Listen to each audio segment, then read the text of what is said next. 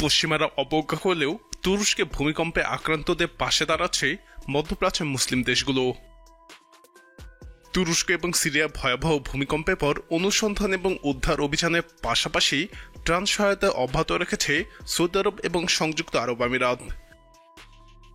মধ্যপ্রাচ্যের তেল সমৃদ্ধ এই দেশ দুটি ইতোমধ্যে তুরস্ক এবং সিরিয়ায় 85টি বিমান সহায়তা পাঠিয়েছে। আমিরাতের রাষ্ট্রীয় বার্তা সংস্থা WAM বা ওয়াম জানিয়েছে সংযুক্ত আরব আমিরাত এ পর্যন্ত সিরিয়ায় 41টি কার্গো বিমান পাঠিয়েছে। অপরদিকে তুরস্কে পাঠিয়েছে 33টি বিমান। অর্থাৎ দুই দেশ মিলিয়ে মোট 74টি বিমানে করে ত্রাণ পাঠিয়েছে মধ্যপ্রাচ্যের প্রভাবশালী দেশটি। এসব বিমানে 1881 টন খাদ্য, চিকিৎসা সামগ্রী এবং তাঁবু রয়েছে।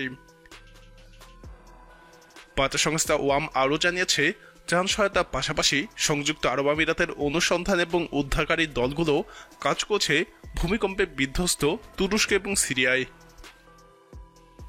অপরদিকে সৌদি আরব ঘোষণা করেছে যে তাদের 11তম ত্রাণবাহী বিমানটি তুরস্কের গাজিয়ান্তেপ বিমানবন্দরে পৌঁছেছে।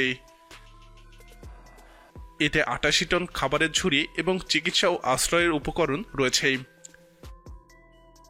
সৌদি রাষ্ট্রীয় বার্তা সংস্থা SPA বলছে বাদশাহ সালমান মানবিক সহায়তা এবং ত্রাণ কেন্দ্র সিরিয়া ও তুরস্কে ভূমিকম্পে ক্ষতিগ্রস্তদের যে সহায়তা পাঠাচ্ছে তার অংশ হিসেবে নতুন চালানটি পাঠানো হয়েছে।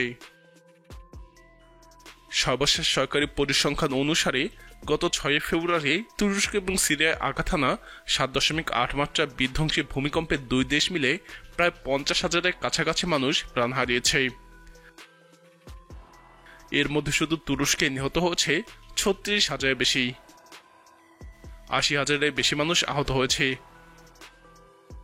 দেশটিতে অন্তত 10টি প্রদেশ ক্ষতিগ্রস্ত হয়েছে। ক্ষয়ক্ষতির শিকার হয়েছে 1,30,00,000-এর বেশি। অপরদিকে প্রতিবেশী সিরিয়ায় নিহত হয়েছে 3,500-এর বেশি। এছাড়াও আহত হয়েছে 5,000-এর বেশি মানুষ। ভূমিকম্পে তুরস্ক এবং সিরিয়ার লন্ডভন্ড অঞ্চলগুলোতে দিনরাত উদ্ধার কাজ চলছে। উদ্ধার অভিযানে দুই দেশের স্বেচ্ছাসেবী বিভিন্ন বাহিনী এবং সংস্থার পাশাপাশি অংশ নিয়েছে বিভিন্ন দেশের কর্মীরাও।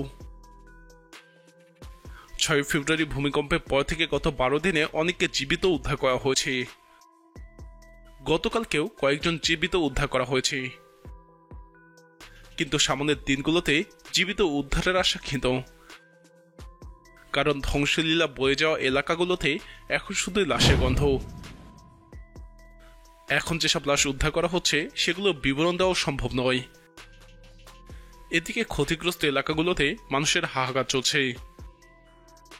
তারা খাদ্য, পানি এবং কাপড় চাচ্ছেন। এদিকে ভয়াবহ ভূমিকম্পে ক্ষতিগ্রস্ত তুর্কি নাগরিকদের পুনর্বাসনের জন্য $100 কোটি তহবিল চেয়েছে জাতিসংঘ। বিশ্ব সংস্থাটির মহাসচিব অ্যান্তনিও গুতেরেস এই আবেদন জানান।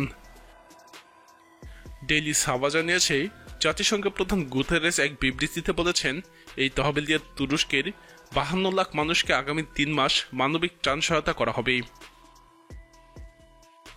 জাতিসংঘের মহাসচিব আরও বলেন এই অর্থ ত্রাণ বিতরণকারী সংস্থাগুলোকে দ্রুতই খাদ্য নিরাপত্তা, সুরক্ষা, শিক্ষা, পানি এবং আশ্রয় সহ অন্যান্য গুরুত্বপূর্ণ সহায়তা বাড়াতে সহযোগিতা করবে।